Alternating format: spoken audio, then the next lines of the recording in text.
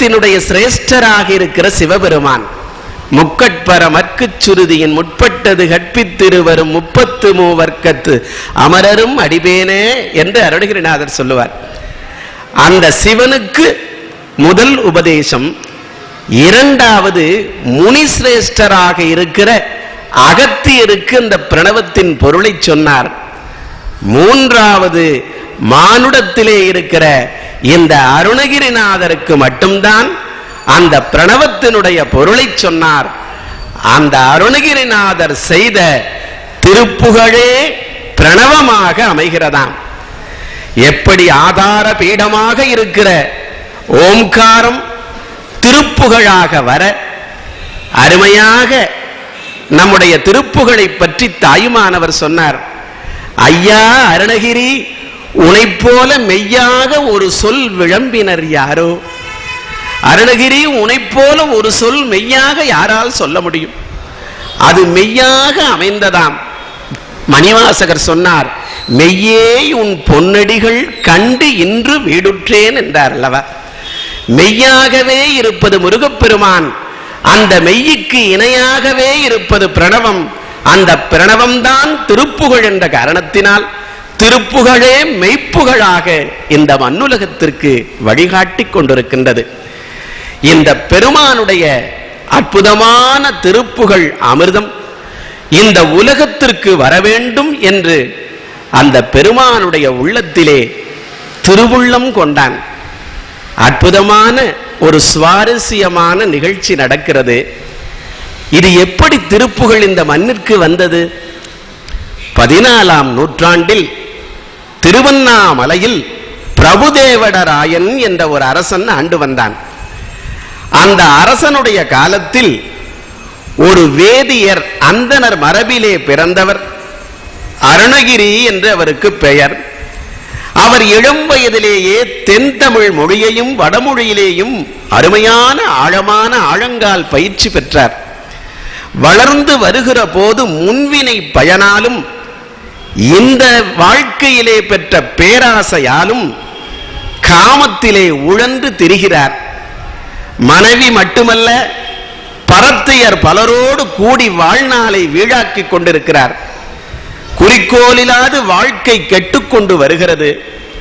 இவரை திருத்த வேண்டும் என்று சொல்லி இவருக்கு முன்னால் இவளுடைய தங்கையே போய் நிற்கிறார். மனம் உடைந்து போய் விடுகிறார் அருணகிரிநாதர். என்ன வாழ்க்கை இது?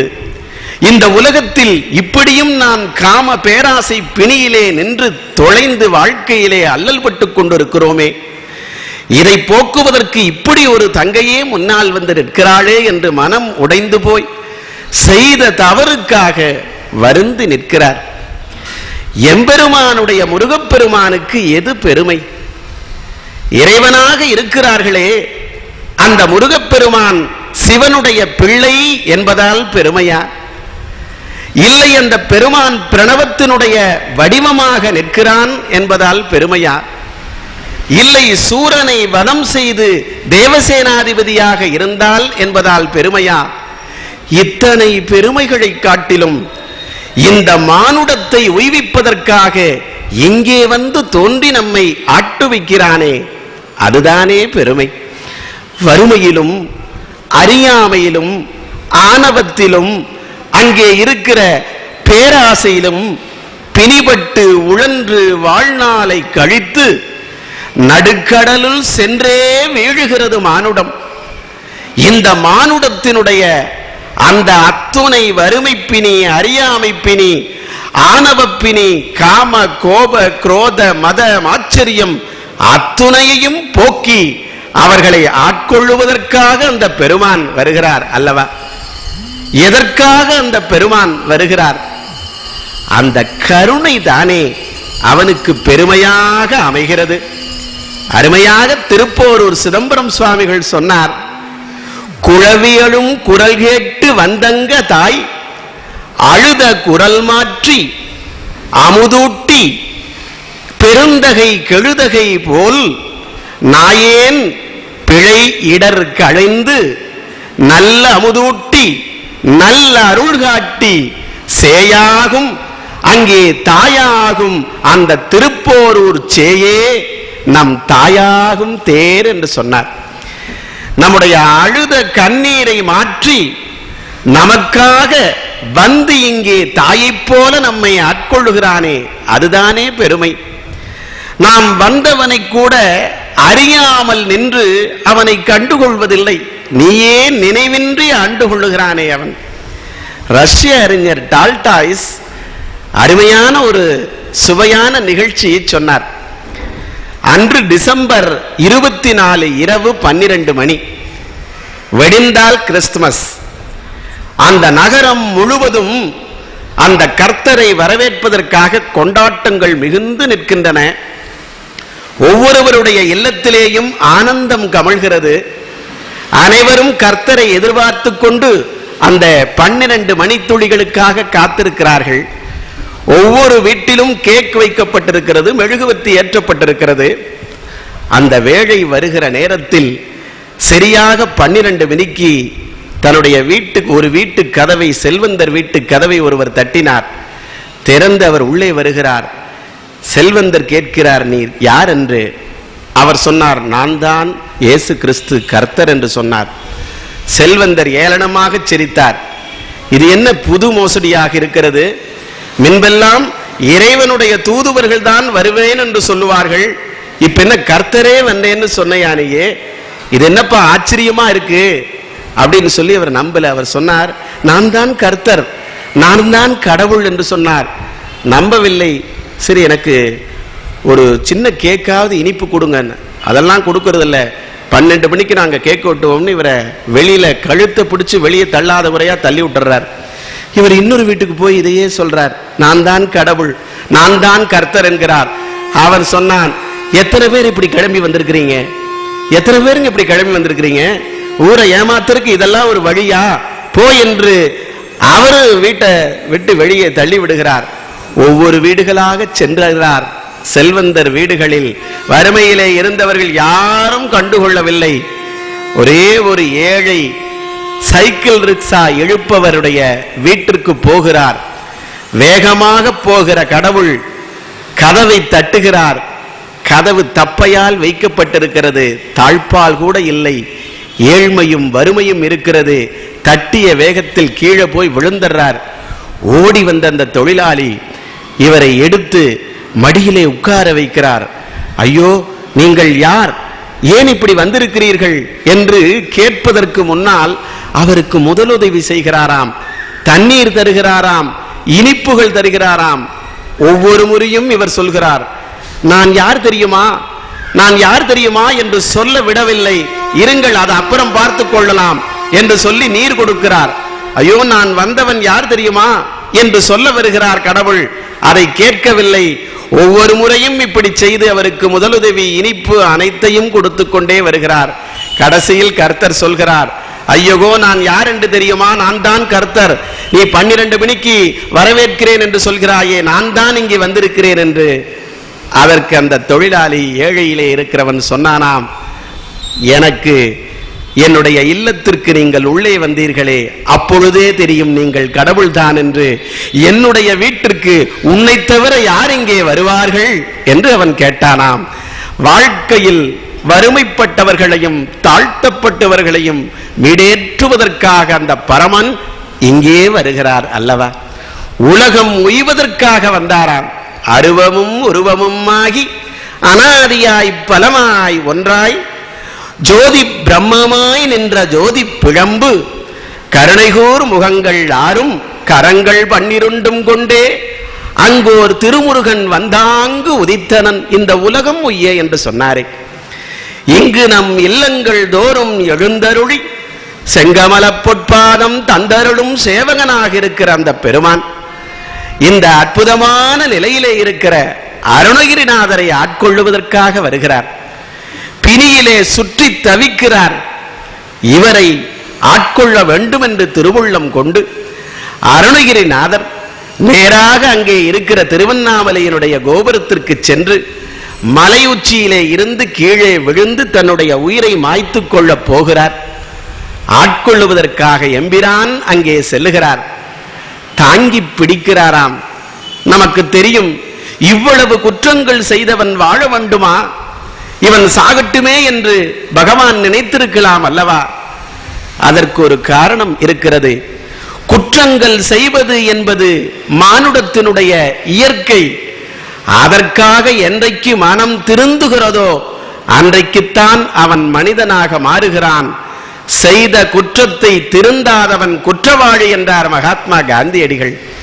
அந்த குற்றத்தை பொறுத்து ஒரு முறை முருகா என்று சொன்னபோது முருகப்பெருமானே நேரிலே சென்று தன்னுடைய மடிமீதிலே அவரை ஆட்கொண்டாராம். ஆட்கொண்டது மட்டுமல்ல, அளவற்ற கல்வியை படைத்திருக்கிறார், வடமொழியும் தென்மொழியும் இவருக்கு தரும் என்று சொல்லி அவருடைய நாவிலே முத்தை தரு என்று அடியெடுத்து கொடுத்தாராம். திருத்தொண்ட தொகை பாடிய சுந்தரமூர்த்தி சுவாமிகளுக்கு ஆரூர் எம்பெருமான் தில்லைவாழ் அந்தரர்தம் அடியார்க்கும் அடியேன் என்று சொன்னார் அல்லவா?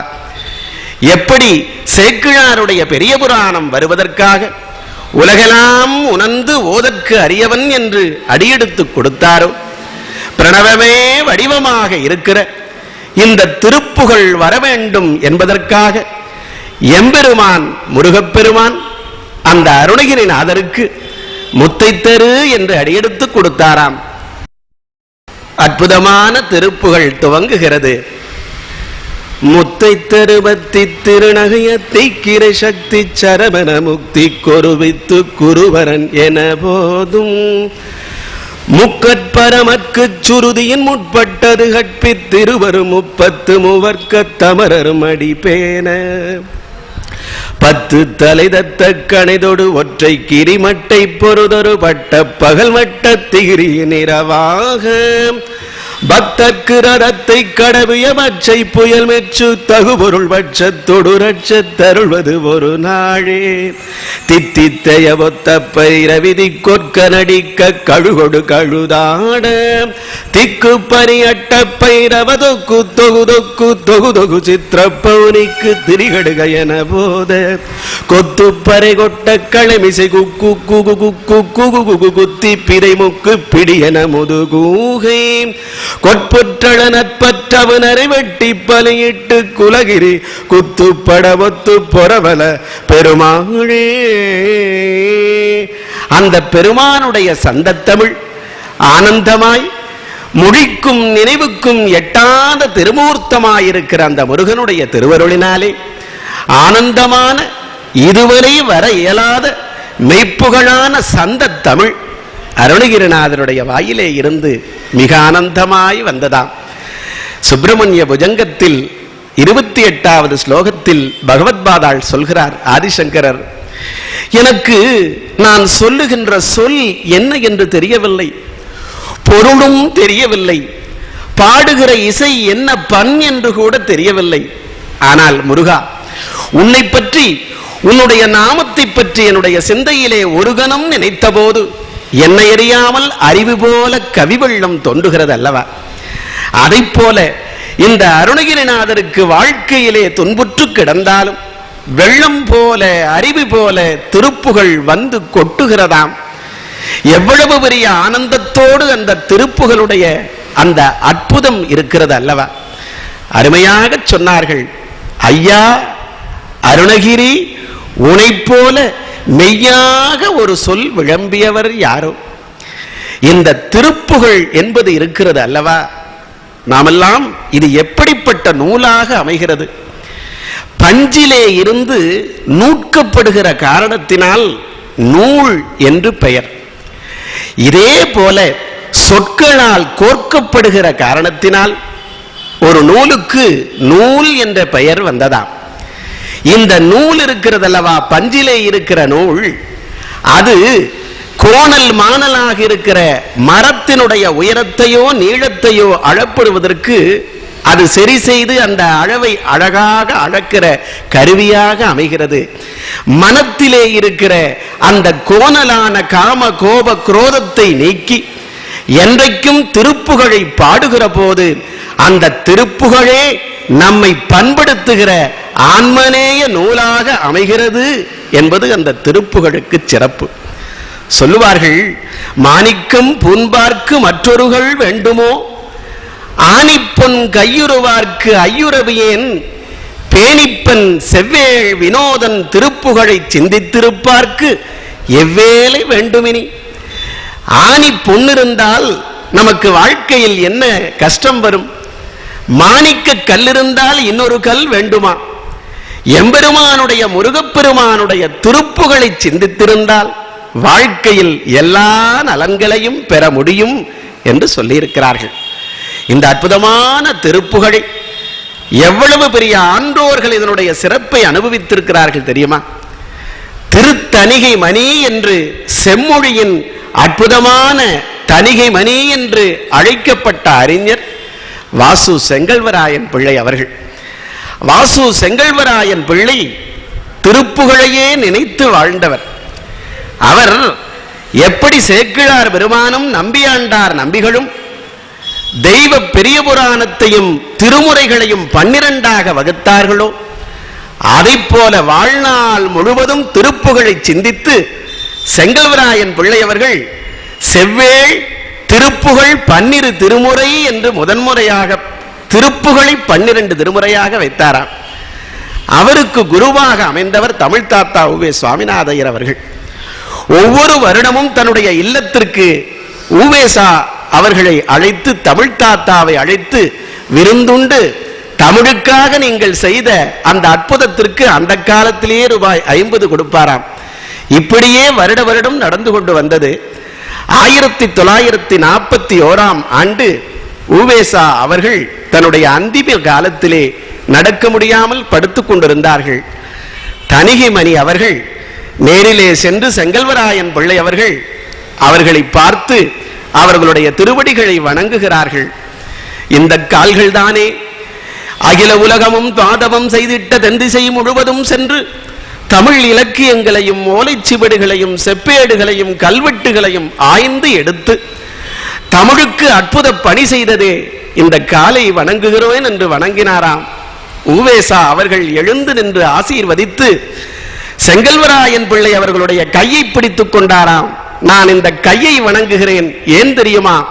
வேலை வணங்குவது என் வேலை என்று சொல்லி திருப்புகழை நீங்கள் முதலாக வாழ்க்கையிலே கற்று அந்த பிரணவத்துக்கு இணையாக இருக்கின்ற திருப்புகழை நீங்கள் 12 திருமுறைகளாக வகுத்தது அல்லவா இந்த கை, இந்த கையை நான் வணங்குகிறேன் என்று சொல்லி அந்த பெருமானுடைய கையை வணங்கினாராம்.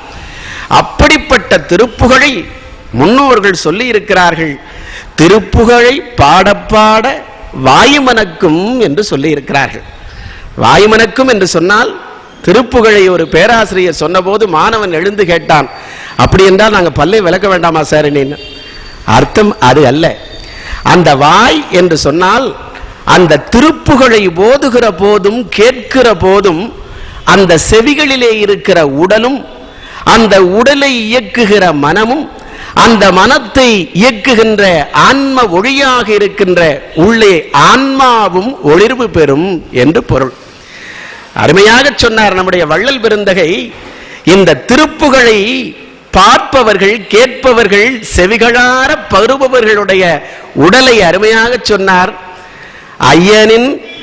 ஐயனின் திருமொழி பேசுகின்ற வாய், நல்ல தெள் அமுதுண்டு உகந்த திருவாய், அப்பனின் திருவடி வணங்கினோர் தலை, அணிமுடிந்தோங்கு வாழும் தலை, மேனினின் ஒளி கண்ட கண்கள், மேனினின் ஒளிகண்ட கண்கள் மிக்க ஒளிமேவு கண்கள், வேலனின் திருப்புகழ் கேட்ட செவி நல்ல விழாச்சுவம் கேட்கும் செய், துய்யனின் பதமென்னும் மேலோர்கள் நெஞ்சம் மெய்ச்சுகரூபமான